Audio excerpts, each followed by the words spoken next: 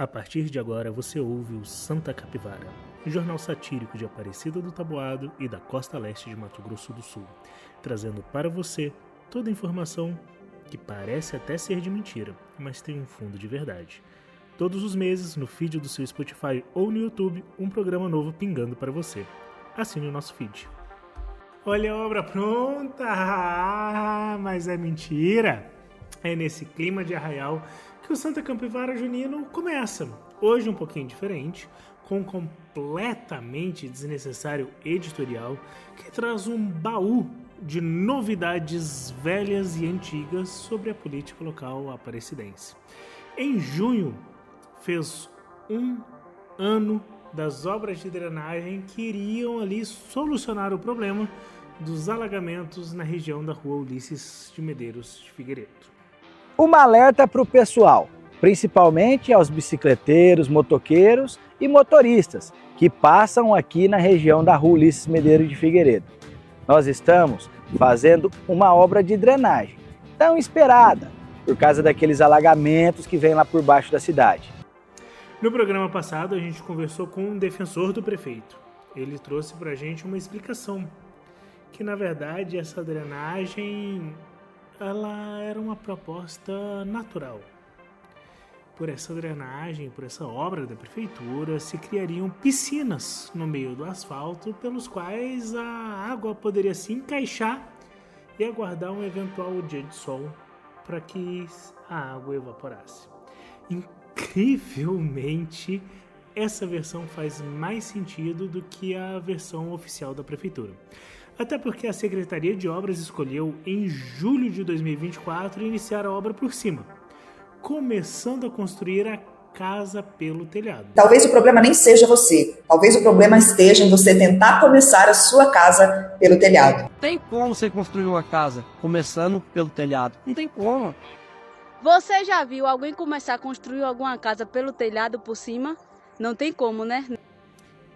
Isso pode justificar, inclusive, o receio da prefeitura em sancionar a empresa responsável pela obra, mandando apenas aquela carinhosa cartinha pedagógica com amor e carinho que a gente leu no programa do mês anterior. Pois é, apesar de ser um ditado razoavelmente conhecido e uma questão aparentemente óbvia, os engenheiros de Aparecida do Taboado resolveram revolucionar a física moderna e começar uma obra por cima, em vez de por baixo. E aí a água da chuva ela seria captada pelos sistemas de drenagem e... O quê? Não, pera. Deixa eu só ver se eu entendi o que você está querendo me dizer. Eles arrancaram o asfalto, colocaram as tubulações por baixo, fecharam o asfalto por cima de novo e a partir daí foram arrancando o asfalto e colocando por cima na construção inteira e depois eles vão voltar, furando o asfalto recém-feito para colocar as bocas de lobo e a partir daí... Não, desculpa, eu não entendi. Eu confesso que eu não entendi. Me desculpa, mas vamos começar de novo.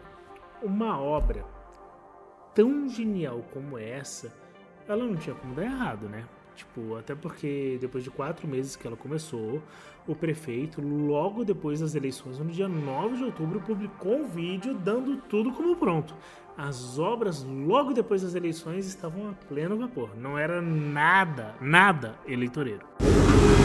Pessoal, ó, onde a gente está aqui, Ulisses Medeiros de Figueiredo, em frente à feira, para lá já fez a grande parte, agora pra cá estamos vindo com rolo liso, lá na frente estão fazendo. Ainda me falaram que a gente só fazia obra eleitoral. A eleição passou, mas as obras vão continuar e o trabalho vai continuar. Grande abraço para vocês. Mas elas pararam? Mas em maio agora, mês passado, os vereadores avisaram que iam voltar. Não? Elas não voltaram? Ah, tá. Não, agora, em junho, que a Câmara dos Vereadores vai tomar uma posição forte, não é mesmo? Afinal de contas, os vereadores colocaram deles na reta. Tipo, eles divulgaram a promessa do prefeito, colocaram o nome deles no meio, falando que ia rolar, que ia acontecer, que essas obras iam voltar. Então, assim, como as obras não voltaram, os vereadores eles vão bater forte, vão bater de frente e vão colocar o prefeito no lugar deles. Hoje eu vim aqui, nessa tribuna, deixar bem claro que o que a gente cobra, o que a gente pede, o que a gente pleita como vereador, através de reuniões, através de requerimentos, através de pedido, através de conversa, através de diálogo. Mas o que eu fico entristecido como presidente dessa casa é a forma que trata essa casa, nós, todos que fomos eleitos numa eleição boa, com votos, com quase 80% de aprovação do Executivo, vereadores bem votados. Mas aí a gente recai sobre umas questões que eu não entendo qual que é a conduta do secretário, do servidor, do diretor. A gente sabe, a gente tem conhecimento que as licitações travam, a gente tem conhecimento que as licitações às vezes não dá certo, mas o que eu fico chateado, porque eles acham que a gente não está nem aí para eles. Eles acham que a gente não vai resolver o problema deles. E todos os 11 vereadores aqui estão cobrando isso. Mas o que eu não entendo da administração, e isso vai um recado para o prefeito Zé Natan, meu amigo, somos companheiro, só que estão brincando com essa casa de leis.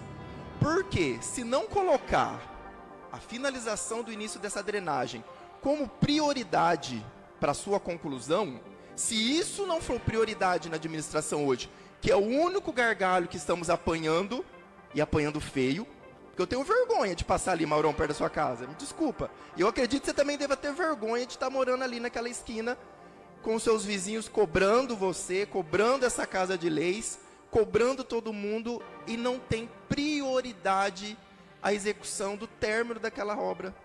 Não é prioridade da administração pública, não é prioridade da Secretaria de Obras, não é prioridade da Procuradoria, não é prioridade do controle.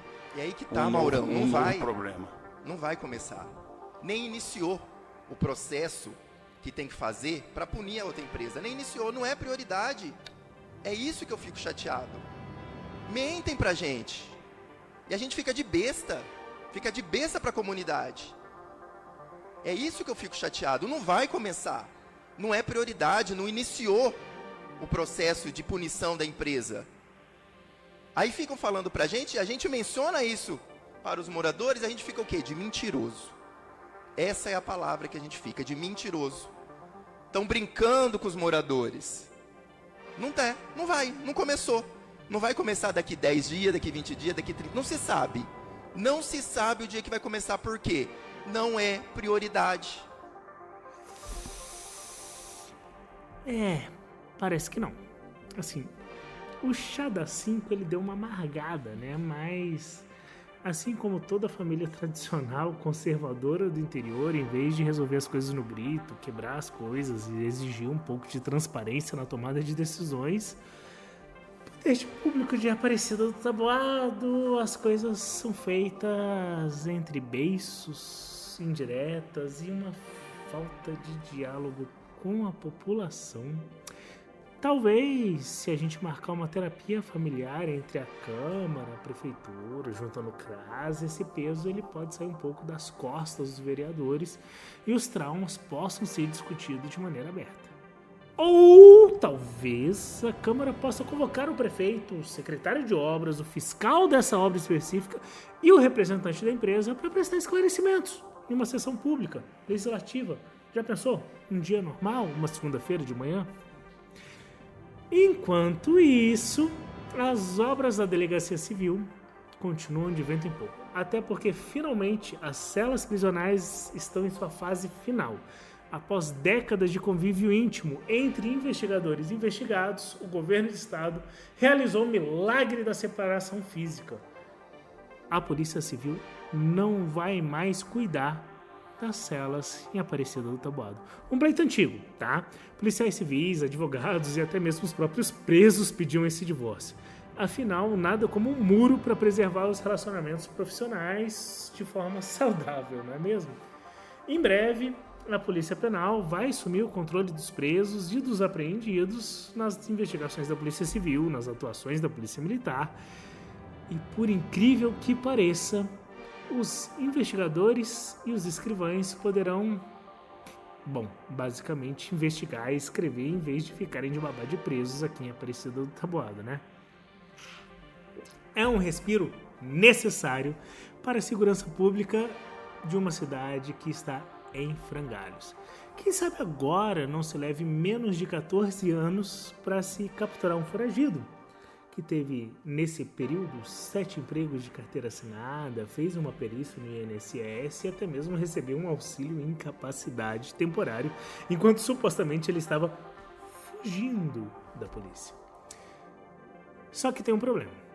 A Polícia Penal assumir as celas não é bem um motivo de respiro e de tranquilidade para os cidadãos de Aparecida do Taboado. Isso porque a AGPEM tem acumulado uma imprevisibilidade digna de um plot de Loucademia de Polícia 6. Em Campo Grande, por exemplo, no Instituto Penal, um do preso ilustre, ele simplesmente saiu por uma porta lateral em plena quarta-feira de manhã.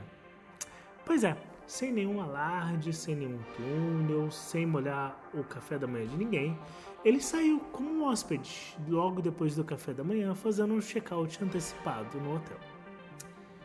A pergunta que eu faço é, será se ele se lembrou de dar 5 estrelas no TripAdvisor? Fuga 5 estrelas, mais fácil do que pedir um iFood. Essa é o review do Mané 171, estadia de 5 meses e 4 dias no IPCG. Localização, segundo ele, perfeita. Do centro à porta da rua, 0 minutos de túnel. O atendimento impecável. Os agentes nem olharam quando ele disse, tô saindo, valeu. Discretos e profissionais fazendo aquela francesa. No conforto, tudo bem, o IPCG peca um pouquinho, mas o destaque é a saída estratégica. Sem catracas, sem detector de metal, só aquela vontade de ir embora e voltar para casa. Serviço de fuga, inclusive, está incluso. Nem foi necessário pedir ajuda. A porta estava o quê? Aberta. A gente pode chamar de uma sorte do sistema? Tem, porém, um ponto negativo, até porque nem tudo pode ser perfeito. Não tinha um estacionamento para os carros de polícia que foram tentar buscar ele depois. Segundo a interação dele, vale cada centavo dos meus impostos. Repetiria. O portal G1 apurou essa matéria e disse que o preso se aproveitou de um momento que o caminhão deixava a unidade prisional e saiu correndo por um portão lateral. Um portão que era destinado à movimentação de veículos. Uma motocicleta estava aguardando ele do lado externo para auxiliar da fuga. Ele saiu pilotando sozinho a moto. Ou seja, o comparsa bastou fazer questão de que ninguém roubasse aquela moto. Já do outro lado do estado, quando a gente pensa na fronteira, então, o muro caiu. Pois é, o muro. Aquela cidade que vive em guerra entre facções criminosas brasileiras e paraguaias com atentados cada vez mais criativos, simplesmente o muro da penitenciária foi ao chão, igual o Neymar, na véspera do feriado. Não foi nenhuma ação de facção, não foi nenhuma rebelião, foi talvez uma obra do destino ou da humildade.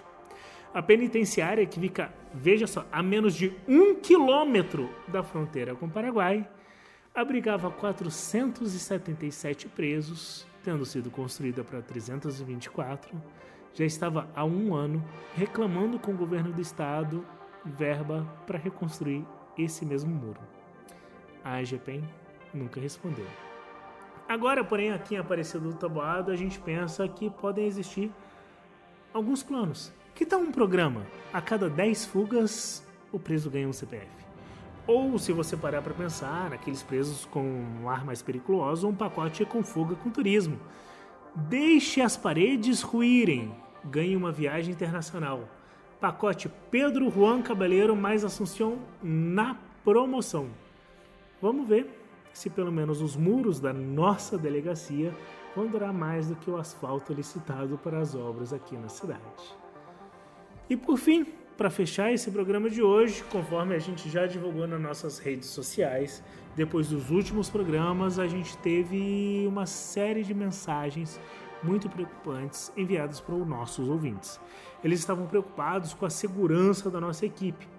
Aparentemente, criticar a gestão municipal em Aparecida do Taboado é um convite para receber as ameaças mais assustadoras que nós já tínhamos ouvido em todos esses anos. A partir dessas mensagens, nós começamos a investigar e descobrimos histórias de pessoas que, por falarem um A no tom errado, foram duramente criticadas e silenciadas por quem detém o poder político.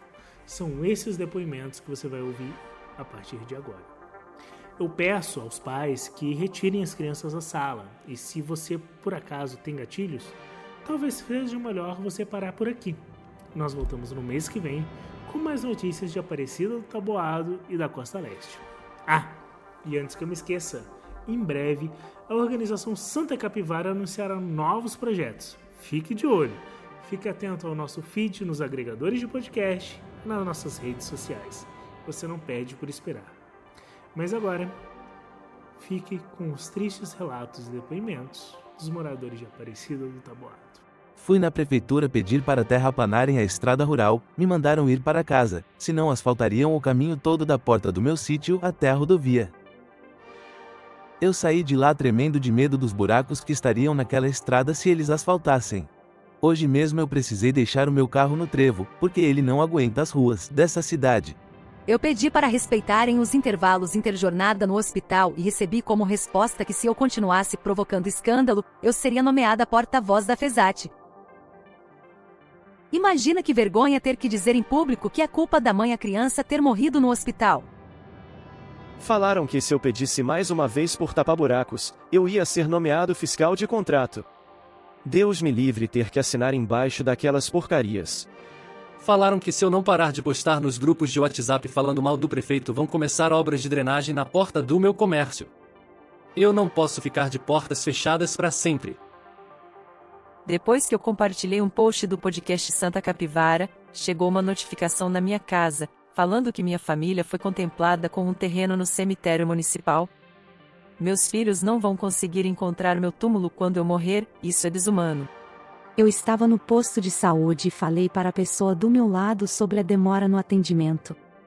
De repente, uma porta se abriu e saiu um rapaz de terno, dizendo que eles iam chamar uma ambulância para mim, eu seria transferida para o hospital.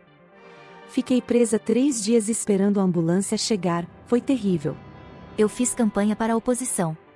Logo após as eleições, a Secretaria de Obras abriu uma valeta tão grande na esquina da minha casa, que hoje para o meu carro no quarteirão de trás, se não arranca o para-choques. Meu vizinho mesmo bateu na valeta e quebrou os 2 faróis dianteiros do Fusca dele. Um dia eu perguntei por que os vereadores viajavam tanto para cursos de capacitação em tantos lugares do Brasil. Me falaram que se eu continuasse fazendo esse tipo de pergunta, meu salário seria pago junto com o aumento do pró-funcionário. Pedi demissão no outro dia. Deus me livre trabalhar por anos sem receber nada. Nós temos aula aos sábados, mas o ônibus da prefeitura que nós mesmos pagamos só nos leva para a faculdade de segunda a sexta. Quando fizemos um abaixo-assinado para termos transporte também aos sábados, rodamos por 2 semanas com o ônibus que ia para Jales em 2024. Foi um horror, quase abandonei o curso.